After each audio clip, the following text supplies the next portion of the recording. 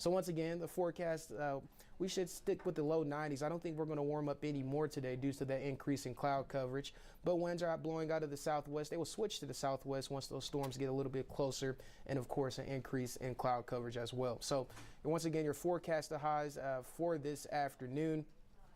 We're talking about the upper 90s towards the eastern plains. We're sticking with the low 90s here in the metro area. And then once again, the upper 60s as well as the upper 70s in the high country. So let's take a look at live radar so far. You can see those showers and thunderstorms starting to form in the high country. There's actually one severe thunderstorm warning right now. And we'll take a closer look at that. It's just towards the east of Steamboat Springs there and also north of Kremling along I-40. You can see that cell there. Nothing tornadic. So, I mean, if you have fear of things like that, of landspouts and things like that, you can take a deep breath. This severe thunderstorm was warned due to the gusty winds and maybe some small pea-sized hail within that. So once again, if we take a look at velocity here, noticing the purple colors, I know this is very confusing to look at, but the purple colors right there, that's winds blowing away from the radar site. And there is some gusty winds within that. So once again, that's the reason for the severe thunderstorm. The good news is it is moving rather quickly, so it should be continuing to track towards the east, kind of near the Grand Lake area. But for the most part, you should be starting to dry out here pretty soon, especially if you're in Steamboat Springs. I know you saw some heavy downpours of rain earlier this afternoon. So a little bit towards the south here, the southeast, you can see closer towards the metro. Still dry here in the metro. It's over towards the foothills where we're seeing the heavy downpours of rain, maybe some rumbles of thunder as well along I-70. That should continue to track towards the metro here in the next hour or so. Fort Collins, you're starting to get into that action with some heavy downpours of rain, maybe some small pea-sized hail with that as well. And as that cell continues to track towards the east, as it gets towards the eastern plains, we're talking about the Sterling area. That could have the potential of becoming severe, as you are included in that slight thunderstorm risk for this afternoon. And we're talking about large hail and gusty winds for the eastern plains this afternoon. So let's take a look at the futurecast here and time it out for you. This is at 2:30. Those showers and thunderstorms that we just saw kind of towards the foothills will now be entering into the metro. So if you have any plans for this afternoon, let's back this up just a little bit. Maybe around 3 p.m., 4 p.m., we'll definitely be expecting some heavy downpours of rain here. This is right at 4 p.m. And then by the time you're getting off of work at 5, it's starting to linger towards the east, and they'll start to fizzle out just a little bit.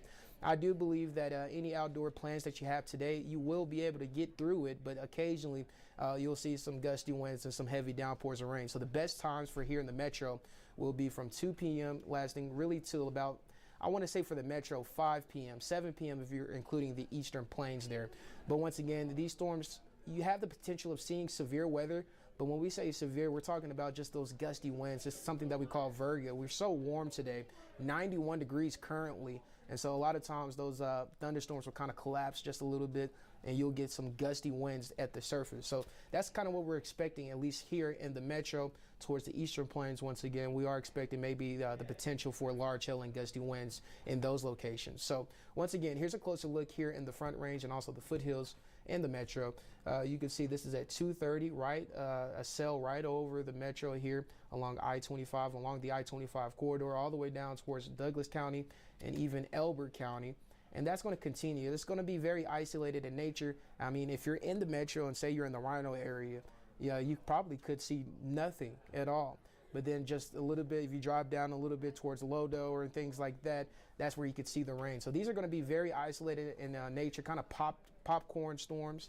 But for the most part, this is at 6 p.m. Any events this evening? I know, once again, concerts this evening. And you also have like a taco festival, I believe, kind of near the foothills.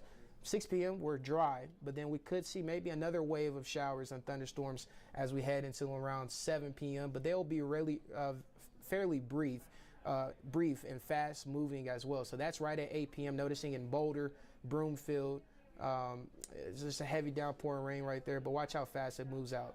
Just right by 9 p.m. it fizzles out and it kind of kills itself. So that's kind of the nature of these storms that we're seeing today. We're not talking about a high severe risk, and it really just doesn't look too impressive to me. When I say impressive, I'm talking about the ingredients there.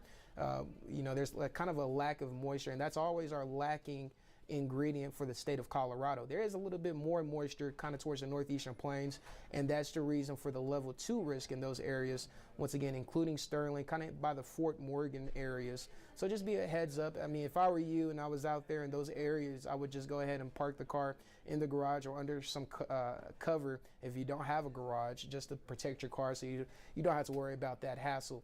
Rockies do play today. First pitch already happened at 1:10. And once again, there could be some delays for Lightning mainly. But for the most part, I do believe that the game will continue, or should I say finish, throughout the afternoon hours. But once again, there could be some delays today due to those lightning strikes. But overall, tomorrow, a little bit similar. We could see the low 90s. As of right now, we're sticking with the upper 80s, 89 to be exact. Of course, lots of sunshine early on. And then once again, similar to today, those clouds will start to increase as we head into the afternoon hours, talking about 2 p.m., 3 p.m., and then we could see an isolated storm once again. Highs across the state, a very warm day once again, the upper 80s, low 90s in Fort Morgan, 91 in Greeley, even in the high country. You're getting up to the 80s today, 85 in Steamboat Springs there. So tomorrow, severe risk, noticing the level 1, very similar to today. The only difference is there'll be a little bit more moisture towards the northeastern plains coming out of the Gulf there. And the Sterling area, that'll be something to watch for, large hail, gusty winds. And once again, the highest threat will remain towards the eastern plains for tomorrow. So let's talk about it, the timing wise. Throughout the morning hours, we're staying nice and dry. But then it is 2 p.m., 3 p.m. near Douglas, Elbert County, just north of Colorado Springs. Maybe Parker will get involved with this. Just some popcorn showers. These are very brief in nature. But as they continue to track towards the east, those storms will really start to blossom as it has more ingredients in those locations. We're talking about heavy downpours of rain near Sterling, Ray, maybe some large hail, and also some gusty winds near Burlington. And of course, those storms will really start to take off as it moves into parts of Kansas. So that's just something to keep in mind for as we head into tomorrow. Looking at your 7-day forecast, though, it is Father's Day this weekend. Once again, don't forget, if you have not got your dad something yet, I still need to get my dad something. But overall, this weekend looks very nice, dry as well. The low 90s will make a return, maybe even the mid 90s on Father's Day. So here is your Father's Day forecast, of course. Talking about 94 degrees, lots of sunshine. You might need to go ahead and take your dad out for a nice swim or a water park or something in that nature to cool him off. But overall, it's going to be beautiful this weekend. And once again, I am happy that everyone joined in, and I hope everyone has a terrific Thursday. Be kind to someone. You never know what someone is going through. And so I hope you can be that light in their life. But once again, I'm the 9 News meteorologist, Jaden Knowles, 9 News Weather Impact Team meteorologist, Jaden Knowles, and thank you so much for joining in.